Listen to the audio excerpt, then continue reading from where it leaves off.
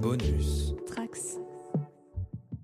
Souvenez-vous, il y a 11 mois de cela, dans notre 30e épisode, on se demandait comment Henry Cavill et ses comparses de Amazon allaient pouvoir adapter Warhammer 40 000. À l'époque, on se disait déjà qu'une année s'était écoulée depuis l'annonce d'une collaboration entre les géants de la figurine d'une part et l'empire de Jeff Bezos de l'autre. Voilà donc bientôt 2 années complètes que notre Superman du hobby et ses sbires s'emploie à cette adaptation. Mais en 2024, on aura eu droit à 2 belles avancées. Tout d'abord, l'annonce toute récente d'un mystérieux premier projet qui est désormais officiellement en développement chez Amazon. Mais aussi, plus concret, la sortie d'un épisode consacré à Warhammer 40 000 dans la série anthologique dédiée aux univers de jeux vidéo Secret Level dont nous allons parler aujourd'hui.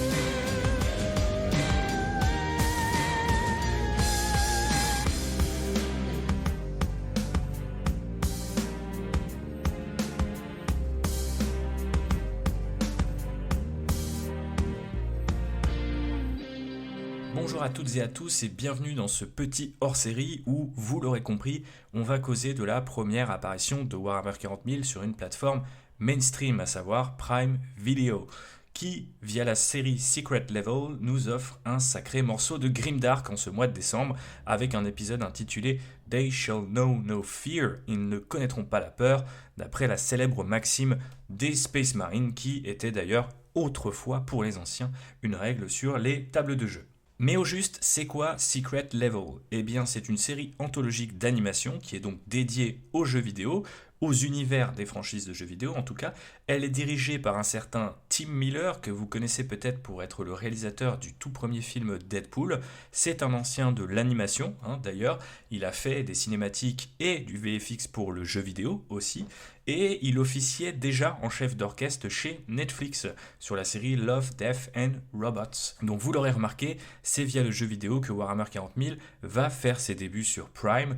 Et cet épisode est donc techniquement une double adaptation puisqu'il adapte à la fois les aventures de Titus, le héros des 2 jeux Space Marine, et on vous renvoie à notre épisode sur le second opus qui est sorti récemment, mais aussi Warhammer 40 000 plus globalement, plus largement. Autant vous dire qu'il y a beaucoup de choses à grappiller dans cet épisode, et pour ce faire, ce que je vous propose, eh bien, c'est une forme de petit commentaire audio, c'est-à-dire que je vais lancer l'épisode sur mon écran et discuter au-dessus en fonction de ce que je vois. Alors vous n'êtes pas obligé d'avoir vu l'épisode ou de le regarder avec ma voix dans vos oreilles non plus, mais j'avais envie de tester ce format et en plus ça tombe bien, ça me permet de ne pas avoir trop de choses à préparer en amont alors que je suis très occupé en ce moment. Bon après, vous me connaissez, j'ai quand même préparé la fiche technique de cet épisode qui est donc réalisée par Dave Wilson. Alors ce nom ne vous dit peut-être rien, mais il a tout de même réalisé Deadshot, donc un film plutôt pas terrible, donc le CV commence assez mal, mais il a travaillé sur les effets spéciaux d'un certain nombre de films, mais aussi l'animation de cinématiques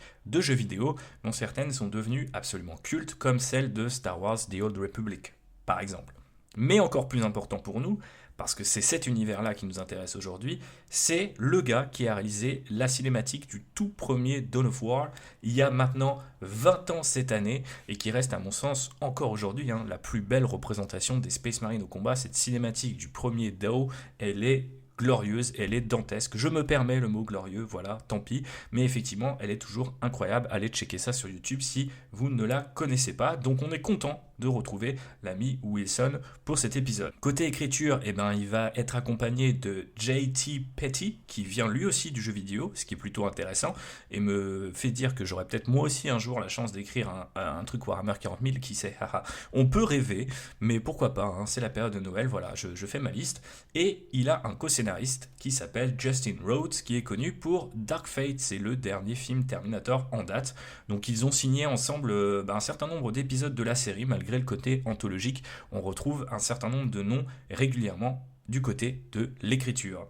Et enfin, niveau casting, on retrouve là aussi quelqu'un qu'on connaît bien, puisque c'est Clive Standen de Vikings qui jouait le rôle de Titus dans Space Marine 2, et du coup rôle qu'il avait récupéré de Mark Strong, un acteur avec un calibre quand même et un pédigré plus important et une filmographie beaucoup plus large, mais du coup Clive Standen est de retour, donc c'est plutôt sympa pour assurer la continuité, et cette fois il est accompagné de Adewale Akinoye Agbaje, c'est le Killer Croc du premier film Suicide Squad, donc ça encore une fois pas forcément le meilleur CV, mais on l'a déjà vu dans Lost, dans un certain nombre de séries, c'est un gars qui a une présence à l'écran assez incroyable, et cette fois encore plus, puisqu'il devient un Space Marine, le sergent Meteorus. Maintenant que les présentations sont faites, ça y est, on est prêt, donc prenez votre bolter, enfilez votre casque, et on y va. Alors ça y est, on va lancer, et on va commencer par la pluie, mais aussi, si je me souviens bien, puisque c'est pas la première fois que je regarde cet épisode, la voix off de Meteorus qui tout de suite a un petit peu de présence. Du coup, on a une espèce d'approche un petit peu métaphorique de ce qu'on imagine être l'entraînement de Titus, hein, c'est ce qu'on apprend dans cette première scène.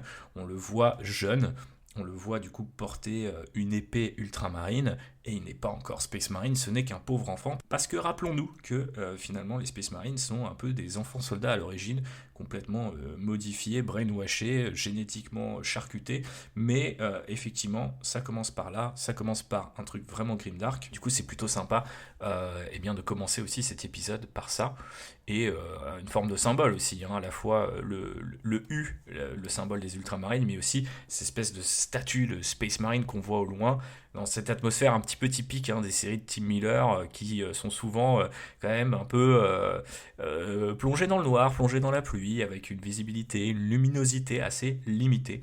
Et bien sûr, l'habituel carton In the grim darkness of the far future, there is only war. On est à la maison, on connaît bien ça, et si une œuvre Warhammer 40 000 ne commence pas par ça, eh bien c'est qu'il y a un problème. Alors vous allez voir, il n'y a pas énormément de dialogue en fait dans cet épisode, donc c'est ce qui va me permettre, je crois, de faire un petit commentaire plus facilement.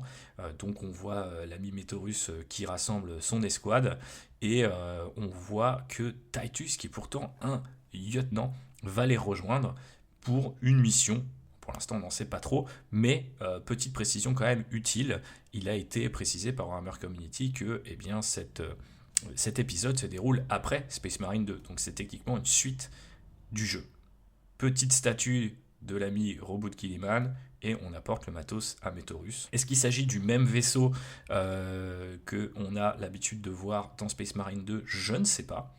Et là, on découvre surtout que notre ami Meteorus et ses potes, eh bien, ce sont des vétérans, parce qu'ils portent eh bien, des épaulières blanches, et ils sont même des blade guards, va dire, en fait, des espèces de chevaliers. Là, vraiment, on est sur l'esthétique chevaleresque et médiévale dont on a parfois l'habitude avec la gamme Space Marine, pas sur toutes les unités, mais ça fait plaisir de les voir.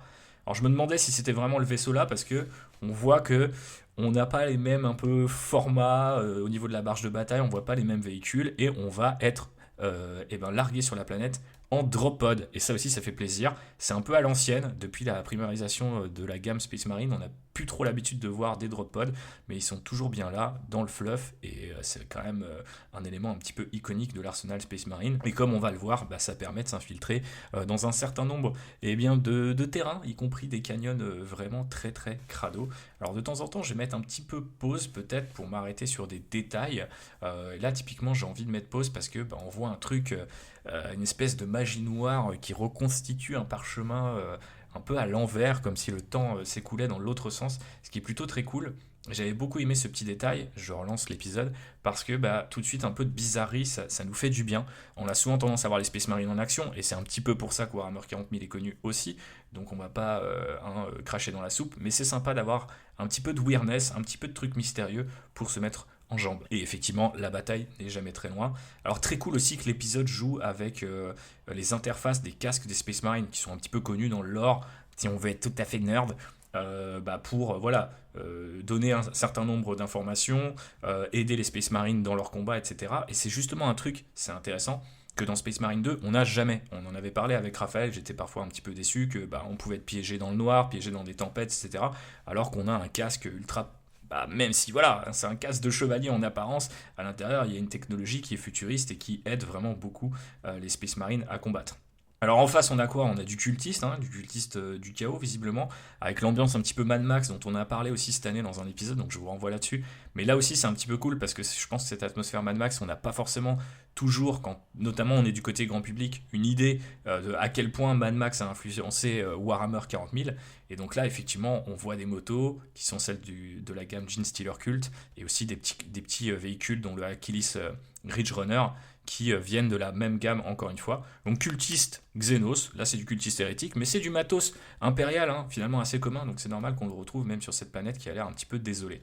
Et là, on arrive à la grosse bagarre. Et ce que j'ai trouvé très cool, c'est que Dave Wilson, en termes de réal, bah, il donne un petit peu dans un truc à la 300, je trouve, avec les Space Marines qui combattent en ligne, un petit peu comme des hoplites, et qui combattent un petit peu de manière synchrone, en fait. Ils vont poser leur bouclier, tirer au même moment, et je trouve que ça fonctionne plutôt bien, ce côté à la fois des êtres exceptionnels, mais qui sont capables, en fait, d'agir à l'unisson. Je trouve que c'est une représentation super cool.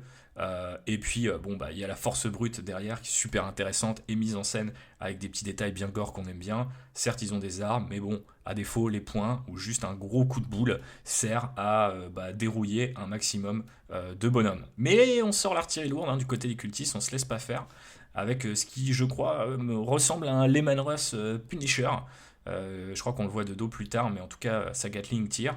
Et Titus a décidé qu'il en avait un petit peu rien à foutre et il va donc charger nos amis les cultistes en passant à travers une voiture, un 4x4. Hein, voilà. C'est le genre d'exploit dont les Space Marines sont capables et c'est plutôt cool de le voir, entre guillemets, j'allais dire au cinéma, mais en tout cas sur Prime, dans cet épisode, une petite grenade à l'intérieur de la tourelle et effectivement, eh bien, notre ami le Lehman Russe va avoir un petit peu de mal à fonctionner. Petit classique, hein, finalement. Ça me rappelle un épisode du premier Clone Wars, suivi de Genji Tartakovsky, où il y a les clones qui font ça avec des chars droïdes. Et là, c'est plutôt cool. Et on voit que les Space Marines trimballent quelque chose d'assez intéressant, une espèce de cercueil qu'ils tiennent avec des chaînes. Et premier aussi petit détail intéressant de jeu avec les yeux entre Metorus et Titus, comme si effectivement, bah, on l'a compris, ils se connaissent, mais voilà, pas besoin de dialogue, on est juste un petit peu dans une espèce de, peut-être presque, je sais pas, de rivalité, de respect mutuel, les deux. Je trouve ça assez intéressant. Et puis ça joue aussi avec ce que Unreal sait faire de mieux. Unreal Engine, c'est le moteur sur lequel eh bien, la série a été faite. C'est un moteur de jeu vidéo à la base, mais de plus en plus, bah, il lorgne du côté d'Hollywood, avec notamment la possibilité de faire de la prévisualisation et ce genre de choses, c'est-à-dire avant le tournage, de commencer à faire le blocking des caméras, tester des trucs, peut-être des ambiances, des positionnements de caméra tout simplement, répéter en fait les scènes, mais dans un espace purement virtuel.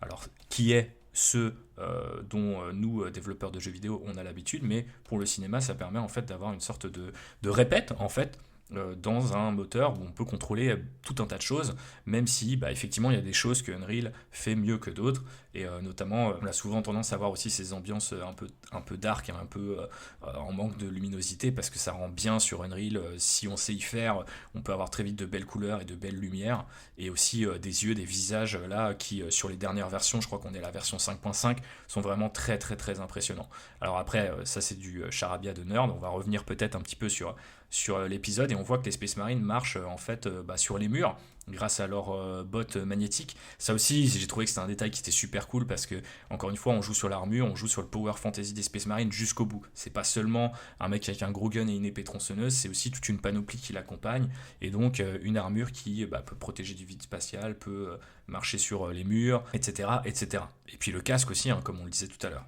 Et là, on voit que du coup, nos petits Marines, nos petits Blade Guards se sont enfoncés dans un canyon où ils combattent cette fois quasiment de la créature un petit peu démoniaque. Alors, c'est pas des démons techniquement, c'est des hommes bêtes, mais inféodés Adsench. On les appelle les Tsangors, ou alors les poulets hein, pour les intimes.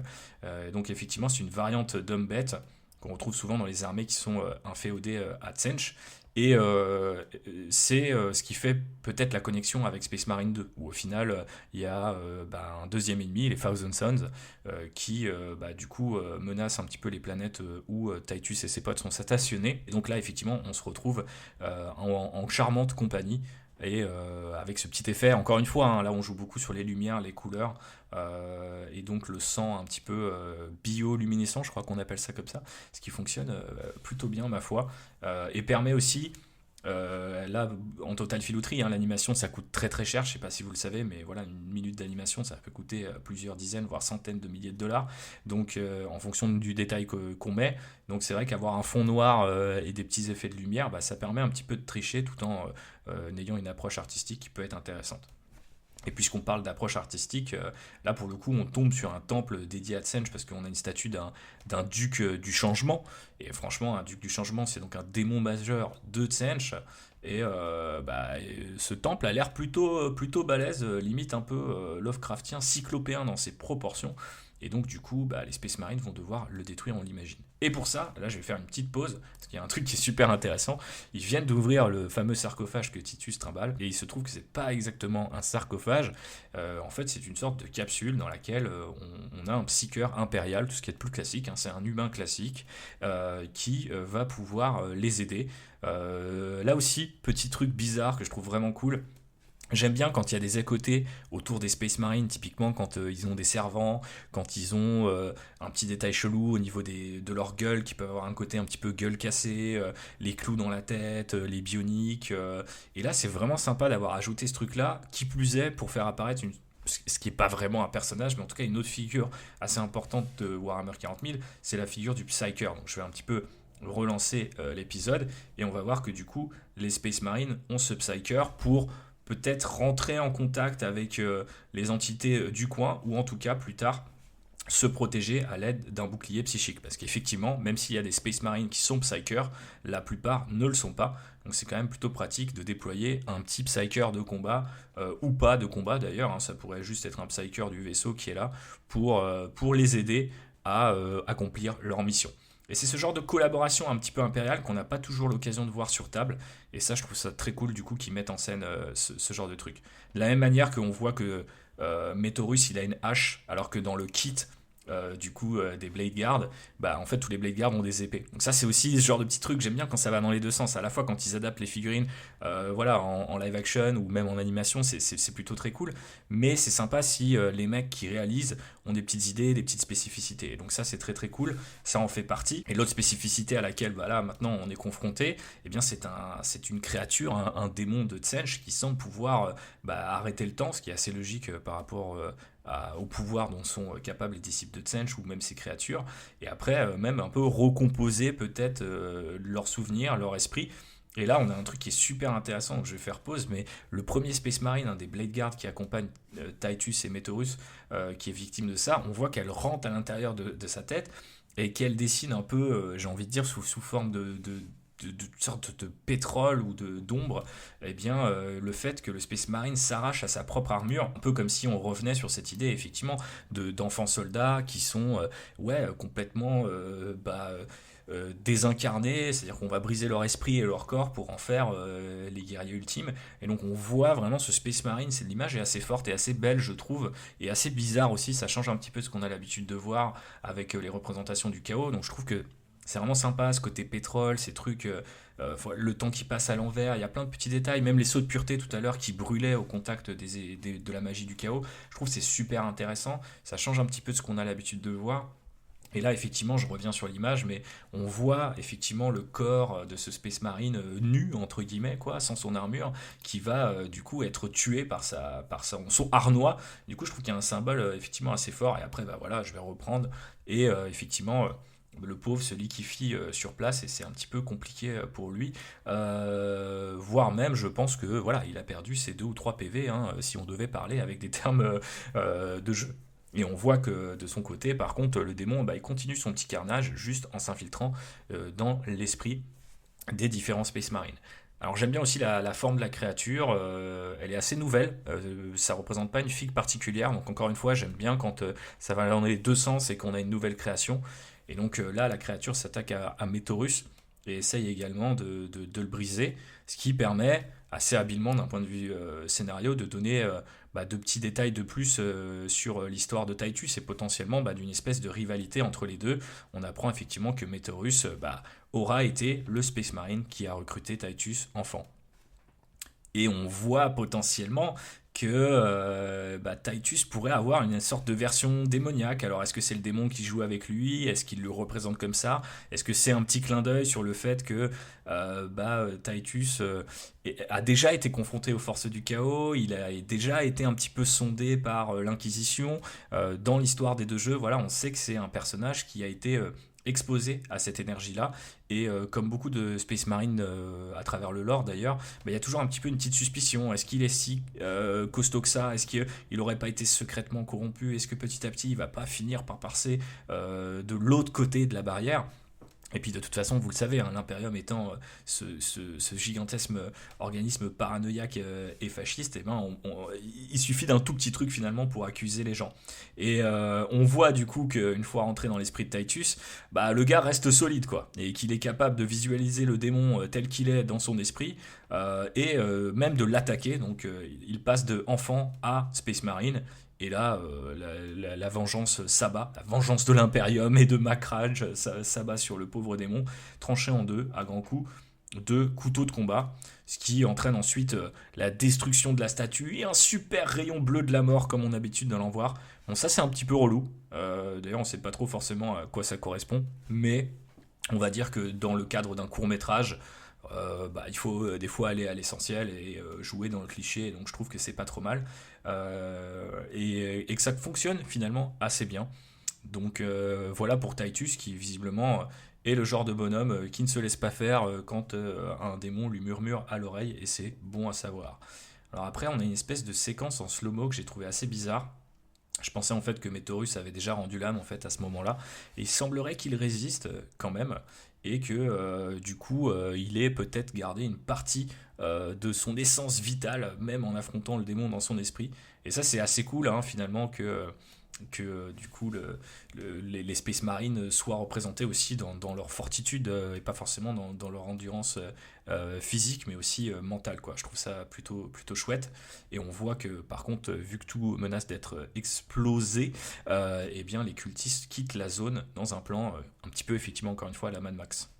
Et on a enfin un premier dialogue entre Meteorus et Titus qui est là aussi semble via des non-dits, le regard, ou tout simplement les répliques un peu très factuelles, laisse entendre que voilà, il y a une relation entre ces deux-là. On ne sait pas vraiment exactement quelle est la nature de cette relation, mais c'est plutôt sympa de se dire que effectivement et les deux ont partagé un certain nombre de trucs, et que l'ami Meteorus, un peu comme un père qui serait fier d'avoir vu son fils grandir, a l'air de dire ok, bon, j'ai pas fait que des conneries, j'ai pas fait que des trucs dégueux dans ma vie, j'ai aussi recruté ce gars-là qui aide chaque jour l'Imperium à survivre. L'épisode il dure du coup 16 minutes, on voit que c'est passé vite, on est déjà à la fin, mais je trouve que c'est quand même un petit peu intéressant de s'arrêter sur un certain nombre de trucs, y compris ce que ça peut vouloir dire pour un futur Space Marine 2 ou 3.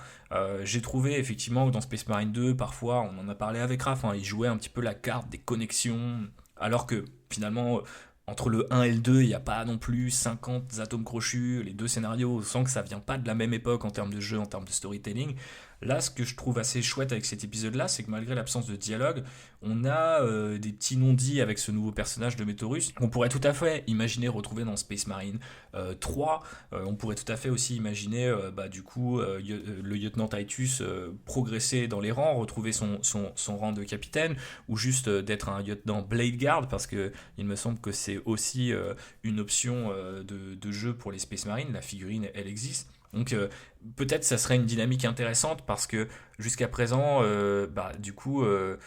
Meteorus, si c'est bien lui qui a recruté Titus, on imagine que il a passé le Rubicon, il est devenu Primaris, il est peut-être pas né Primaris comme le reste de l'escouade de Titus dans Space Marine 2, pardon. Et du coup, je trouverais ça intéressant d'explorer un petit peu le passé de ces deux-là. Peut-être pour un Space Marine 3 qui nous raconterait moi idéalement ce que je trouverais vraiment très cool, là on en a déjà parlé dans l'épisode consacré au jeu, mais voilà, de peut-être imaginer qu'est-ce que c'est les années de formation de Titus quand il est scout, est-ce qu'on peut faire un time gap assez important, aller un petit peu dans le futur et le voir en Terminator, ou du moins en vétéran. Enfin, je trouve que ça serait intéressant pour ouvrir d'autres gameplays et quand même continuer à raconter une histoire. Et je pense que ce qui manque beaucoup à Space Marine 2, c'est son personnage principal. Je trouve d'ailleurs que quand on a changé d'acteur et qu'on est passé de Mark Strong à Clive Standen, on a aussi un petit peu perdu en charisme. Et en plus, le deuxième jeu racontait pas grand chose sur les Space Marines. Et c'est d'ailleurs un petit peu toujours une contrainte. Les Space Marines sont à la fois moins qu'humains et plus qu'humains. Et j'ai tendance à dire que ça les rend compliqués à écrire. Donc là, on a presque l'impression en 13-16 minutes, ils ont réussi à raconter un petit truc avec 3 fois rien, mais qui est quand même assez intéressant, un petit truc sur lequel on aurait envie de voir les choses être densifiées, on aurait envie d'en savoir un petit peu plus. Mais en tout cas, pour ce qui est de l'épisode en lui-même, je trouve que c'est vraiment qualitatif. Alors on retrouve un peu cette direction artistique qui est induite par Unreal Engine, comme je disais tout à l'heure, qui est assez commune en fait à ces séries anthologiques. Donc c'est un petit peu dommage que les séries anthologiques n'arrivent pas à pousser des styles différents. En même temps, s'ils se basent, je pense que c'est le cas de la plupart, voire même de toutes, sur le même moteur, ça rend le travail plus difficile. Ça permet aussi de faire des économies d'échelle, hein, on va pas se mentir. Encore une fois, l'animation ça coûte très cher, donc ça leur permet un petit peu de travailler sur le même outil et de rationaliser sans doute les coûts. Mais en dehors de ça, c'est une esthétique qui convient finalement plutôt pas mal à Warhammer 40 000 aussi, on va pas se mentir.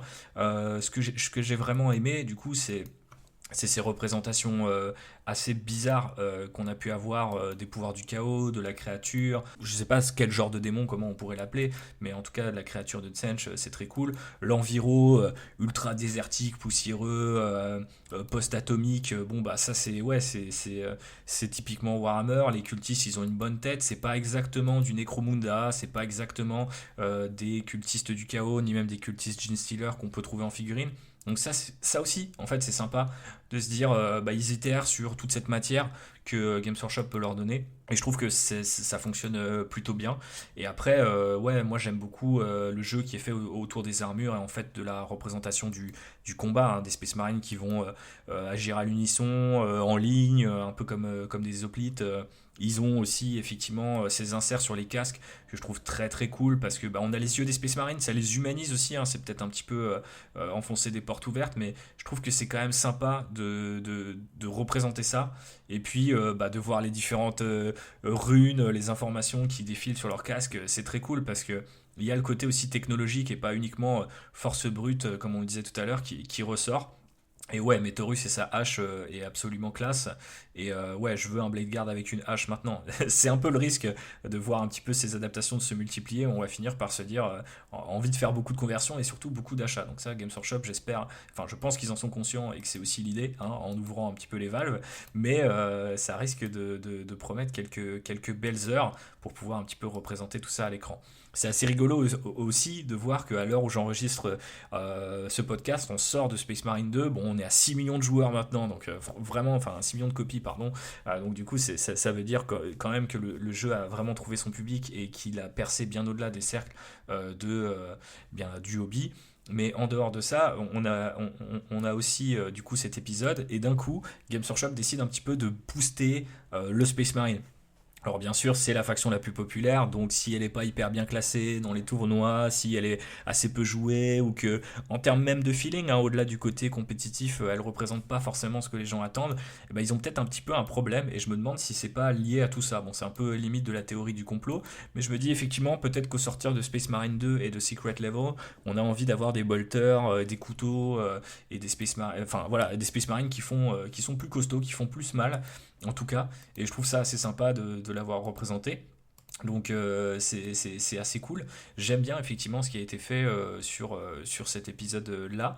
Et puis, écoutez, pour terminer, je vous propose qu'on passe la parole à une novice, à savoir ma chère Phobos, qui a aussi vu l'épisode avec moi la première fois. Et j'aimerais bien qu'elle nous fasse une petite capsule pour savoir ce qu'elle en a pensé. Je vous laisse avec elle et je vous retrouve juste après. Vous l'aviez entendu dans un épisode de Len Rider qui commence à dater un peu, mais qui est le favori de beaucoup de gens, c'est l'épisode sur la Saint-Valentin, enfin l'épisode Vivre avec une goule, vivre avec un hobbyiste, et elle est de retour. Et d'ailleurs, si je dois être tout à fait transparent avec vous, ben, je lui ai fait une petite surprise. Je lui ai pas dit que j'allais la chercher. Voilà, je suis passé dans la pièce d'à côté et je lui ai dit: Hey Phobos, tu peux me dire ce que tu as pensé de l'épisode Warhammer 40 000 de Secret Level? Et donc elle est pas au courant. En plus, elle est à moitié malade, etc. Donc je la fais souffrir. N'hésitez pas à ne pas me donner de l'argent sur Tipeee et à me mettre des mauvaises notes sur les réseaux sociaux pour me punir. Mais voilà, du coup, Phobos, re-bienvenue dans le Land Rider. Et je voulais savoir qu'est-ce que tu avais pensé de cet épisode-là, de manière générale, s'il y a des trucs qui avaient un petit peu justement attiré ton attention ou piqué ta curiosité. Bonjour à tous. Merci pour cette invitation impromptue.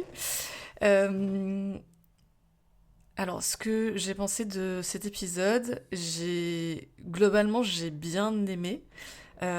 Après, j'ai été un petit peu déçue dans le sens où c'est genre une grosse scène de bagarre, donc c'est toujours sympathique. C'est un peu une grosse scène de bagarre, ouais. Mais du coup, ça raconte pas énormément de choses, alors que les rares éléments de narration, j'ai trouvé ça hyper intéressant, voilà, du sacrifice de ces soldats dont l'entraînement a l'air pourtant très coûteux en temps et en hommes en général. Oui, c'est vrai, c'est ça que tu m'as dit.